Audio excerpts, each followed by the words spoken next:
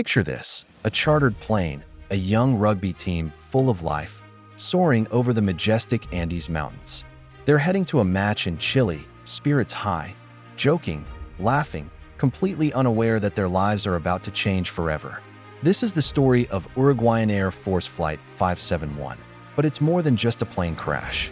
It's a story of human endurance pushed to its absolute limit, a tale of survival against impossible odds. On October 13, 1972, of Friday the 13th, the Fairchild FH-227D began its descent, or so the pilots thought. A critical navigational error, compounded by thick cloud cover, meant they were flying blind, descending far too early, straight into the heart of the unforgiving mountain range. The impact was catastrophic. The wings and tail were ripped from the fuselage, which then horrifyingly tobogganed down a snowy glacier at over 200 miles per hour before slamming into a snowbank.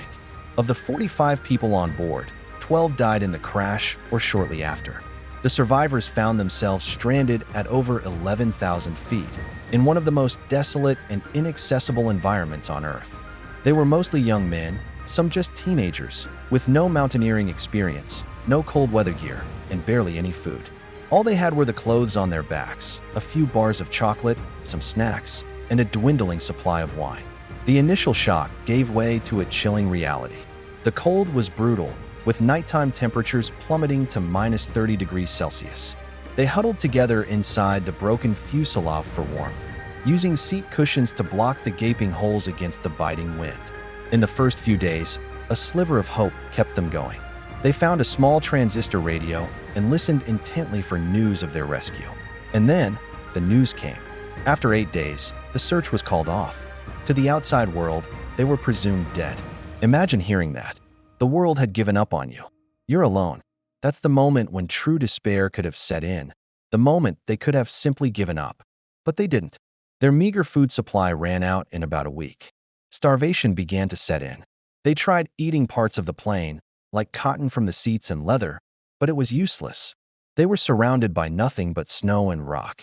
The group faced a harrowing decision, a choice that has been the subject of debate and awe for decades. Trapped, starving, and with the bodies of their deceased friends and family preserved in the snow, they were forced to confront the ultimate taboo.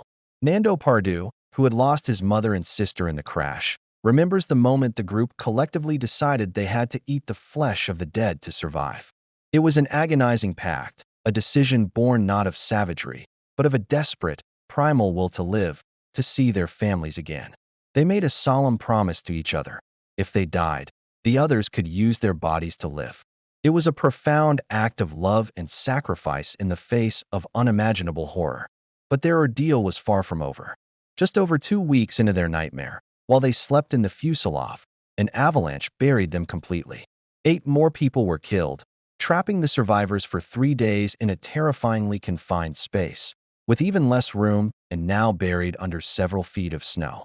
They had to dig their way out, only to find the world outside was even wider, even more hopeless.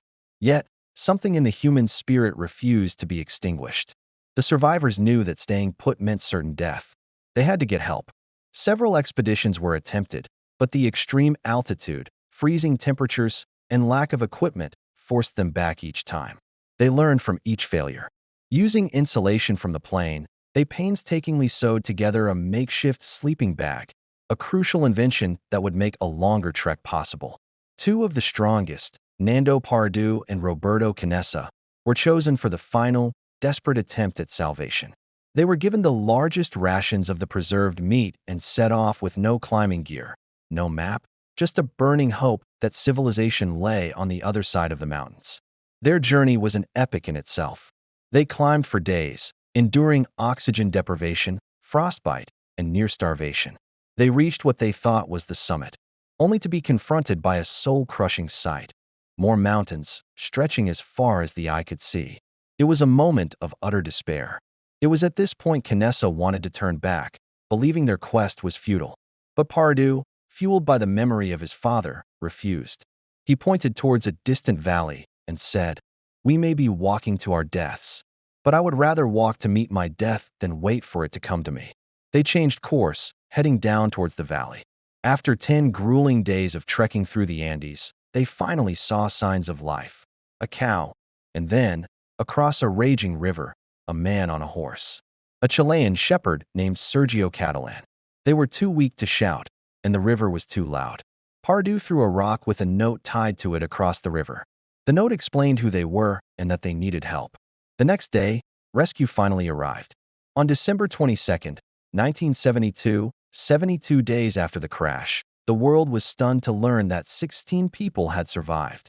Helicopters were dispatched to the crash site to retrieve the others. The images of the emaciated survivors, their faces etched with the horrors they had endured, were broadcast around the globe. Their story, initially celebrated as a miracle, soon became complicated when the details of their survival method emerged. But public opinion quickly shifted from judgment to awe and understanding. They hadn't just survived. They had formed a new kind of society, a society of the snow, bound by a pact of life. The story of Flight 571 is a testament to the resilience of the human spirit. It forces us to ask ourselves, what would we do to survive? It's a raw, powerful narrative about courage, sacrifice, and the unbreakable bonds of friendship forged in the crucible of an icy hell. The 16 men who walked out of the Andes did not just return to their lives. They carried with them the memory of the 29 who did not, and a profound understanding of what it truly means to be alive. Theirs is a story that will, and should, be told for generations. Thank you for watching. If you found this story as moving as I did, please like, share, and subscribe for more incredible tales of survival. See you next time.